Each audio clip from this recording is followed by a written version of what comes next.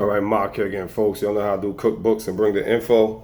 So I want to talk real quick about the mainframe system and the binary code that codes us each and every day. We are all products of this the mainframe, and we are all being coded by means of a binary system.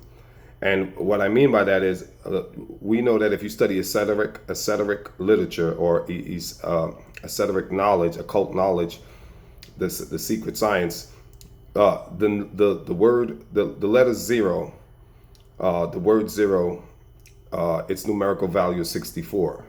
6 plus 4 is 10. And we know binary is 1 and 0, so you still end up at the number 1 and 0. So it's interesting, there's no coincidence. This is all code, right? Yahweh, Yahshua, the letters Yahweh is also equal to 64 because every letter has a numerical value. If you study numerology, right? All letters have numerical values. Your name, all of us. Yahweh is 64. Zion, Z-I-O-N, also its numerical value is 64. Each letter, Z-I-O-N, behind each letter there's a numerical value according to the Chaldeans calendar. So when you study that and you find out, you see that Zion is 64, you see that Yahweh is 64, and you see that the word zero also equals 64, and 6 and 4 is 10, which brings us back to the binary digits 1 and 0. Also, what's interesting is this: your genetic code, right? In your genetic code, you have codons. There's 4 bases in your genetic code, 4 bases. Those 4 bases are paired together in 3's. That's called codons. So what you would do in terms of mathematics to get the value, you would say 4 to the 3rd power, 4 bases, 3 codons, so 4 to the 3rd power. 4 times 4 is 16, 16 and 4 is 64. So 64 possible outcomes. There's 64 possible combinations for your codons in your genetic code to code your amino acids, which codes your proteins. So I just find it interesting that in your genetic code, you find the number 64. In Zion, there's 64. In 0, there's 64. In Yahweh, there's 64.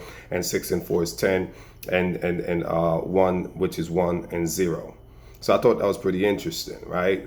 So there's a significant, so that means there's a sacred geometry, right? If you look at sacred geometry, well, not really sacred geometry. That has to do with shapes, linear, rectangles, points. But maybe you could add numbers in there. But anywho, the point is this: there's a sacredness behind in this number.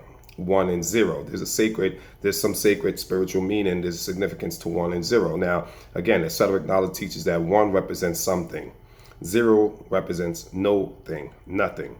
Now, if you compartmentalize the word nothing, you have no thing. And obviously, same thing with something, you have something.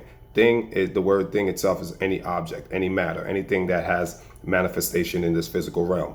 So no thing, which is represented by 0, and 0 would mean that it's off. 1 would mean that it's on, and on represents something. So out of no thing, we get something, which is an axiom, which is an old adage, a proverb, a saying. Out of nothing comes something. Because we know if you study the Bible, it tells you that, God made the world pretty much out of nothing by his words. In the beginning was the word. God said, let there be light. If you read certain, in Corinthians, there's certain passages that tell you that, the things that we see now, the physical things that we see, we're not made by physical things. And I'm paraphrasing, of course, but it says that the physical things that we see were not made by physical things. So that is in conjunction, that is in harmony, that is in sync with, it synchronizes with the esoteric knowledge that out of nothing comes something, which is binary. Nothing, 0, something, 1. 1 and 0. So there is and again, 1 and 0 is 10.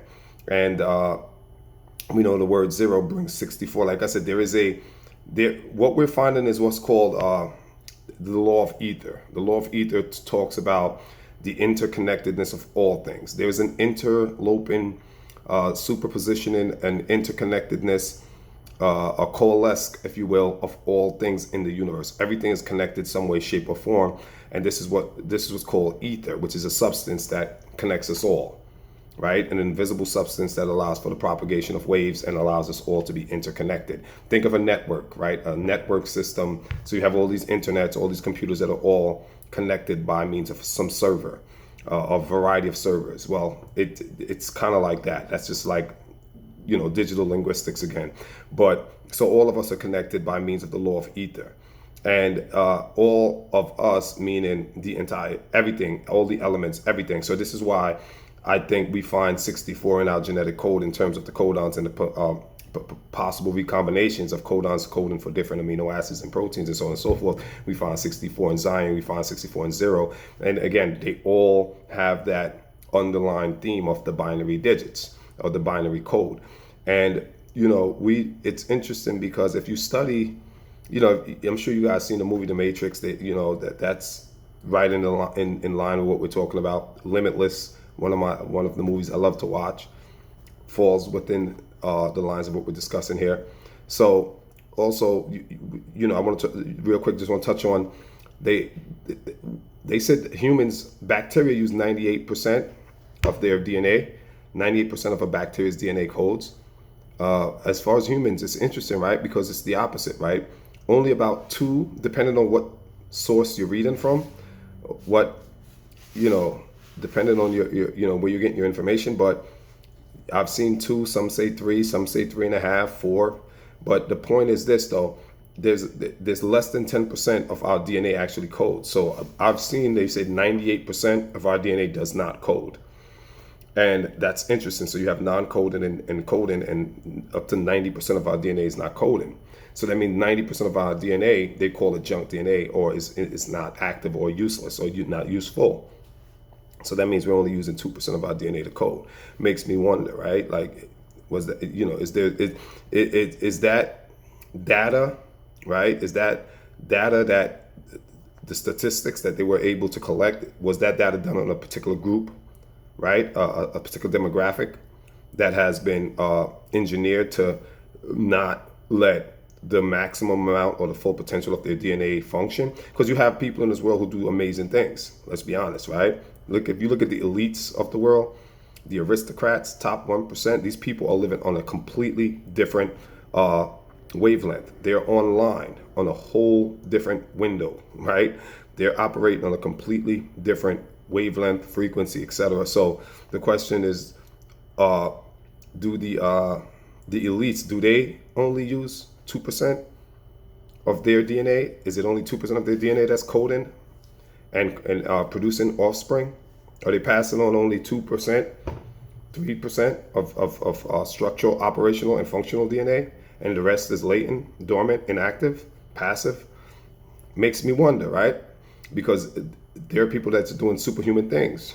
So how do we justify that? Is there some sequencing, some laboratory sequencing going on? Is there some modification, some altering of nucleotide sequence that we are not privy to, right? So, that's just something because I don't believe 90, if you think of that's like that's a lot of DNA, right? Your DNA consists of nucleotides, right? And there's 3.4 billion nucleotides, which are nucleic acids, all coding 4 and 3, 4 bases that are paired in 3. So that means there's billions and trillions and whatever, some ridiculous number, right? Like annotations or whatever, I don't know. Scientific notation, yeah, not annotation, scientific notation, but whatever. So yeah, it's just, I'm a little tired right now. I've been studying for like the last 6 hours. My eyes are killing me. But yeah, so just want to, just some things that I was just like interested in talking about. All right, peace.